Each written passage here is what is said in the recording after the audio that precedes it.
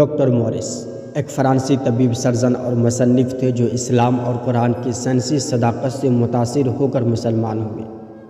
ان کے قبول اسلام کی کہانی خاص دلچسپی اور علمی تحقیق پر مبنی ہے۔ ڈاکٹر مورس ایک مشہور فرانسی ڈاکٹر تھے جو فرانس کے صدر فرانسوا میتران کے ذاتی معالج بھی رہے۔ وہ بنیادی طور پر ایک مسیحی خاندان میں پیدا ہوئے اور ان کی ابتدائی تعلیم و تربیت مغربی سائنسی نظریات کے زیر اثر ہوئی۔ وہ ایک شعبہ میڈیکل سائنس کے ماہر تھے لیکن مذہب میں گہری دلچسپی بھی رکھتے تھے۔ 1974 میں مصر کی حکومت نے فرانسی ماہرین کی ایک ٹیم کو فرعون رمسیس دوم کی ممی پر سائنسی تحقیق کرنے کی دعوت دی۔ ڈاکٹر مورس کو اس ٹیم کی قیادت سونپی گئی۔ تحقیق کے دوران انہوں نے یہ حیرت انگیز انکشاف کیا کہ فرعون کی ممی کے جسم پر نمک کی بڑی مقدار موجود تھی، جو اس بات کی نشاندہی کرتی تھی کہ اس کی موت پانی میں ڈوبنے سے ہوئی تھی۔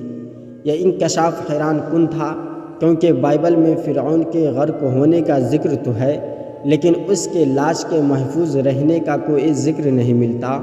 اس کے برعکس قرآن میں واضح طور پہ لکھا گیا کہ اللہ نے فرعون کے لاش کو آنے والی نسلوں کے لیے محفوظ کر دیا تھا۔ پس آج ہم تیرے بدن کو بچا لیں گے تاکہ تو ان کے لیے نشان عبرت بنے جو تیرے بعد آئے۔ و بے شک بہت سے لوگ ہماری نشانیوں سے غافل ہیں۔ جب ڈاکٹر مورس نے قرآن میں یہ آیت پڑھی تو وہ حیرت میں پڑ گئے کیونکہ یہ بات جدید سائنسی تحقیقات سے بالکل مطابقت رکھتی تھی، جبکہ یہ قرآن میں 1400 سال پہلے لکھی جا چکی تھی جب جدید سائنسی کا کوئی تصور نہیں تھا۔ ڈاکٹر مورس نے اس تحقیق کے بعد بائبل، تورات اور قرآن کا تقابلی مطالعہ شروع کیا تاکہ معلوم کر سکے کہ ان میں سے کون سی کتاب جدید سائنسی حقائق سے مطابقت رکھتی ہے۔ انہوں نے پایا کہ بائبل میں سائنسی تضادات موجود ہیں، خاص طور پر تخلیق کائنات اور فلکیات سے متعلق۔ قرآن میں کوئی سائنسی غلطی موجود نہیں بلکہ اس میں جدید سائنسی دریافتوں سے مکمل ہم آہنگ بیانات موجود ہیں۔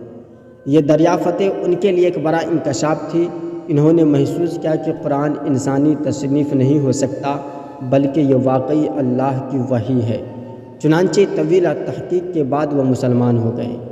مسلمان ہونے کے بعد ڈاکٹر مورس نے ایک مشہور کتاب لکھی، the Bible, the Quran and science, جس میں انہوں نے سائنسی اور تاریخی حوالوں کے ساتھ ثابت کیا کہ قرآن میں کوئی سائنسی غلطی نہیں جبکہ دیگر آسمانی کتابیں وقت کے ساتھ بدل دیا گیا ہے۔ یہ کتاب دنیا بھر میں بے حد مقبول ہوئی اور کئی زبانوں میں ترجمہ کی گئی۔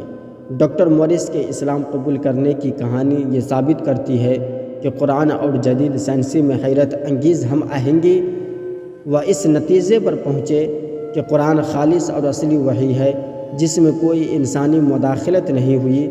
یہی حقیقت انہیں اسلام کی طرف لے آئی۔ یہی وجہ ہے کہ آج بھی ان کی کتاب اور ان کی تحقیقات کو بڑی اہمیت دی جاتی ہے۔ وہ جدید سائنسی مطالعہ کرنے والے لوگوں کے لیے ایک بڑی مثال بن چکے ہیں۔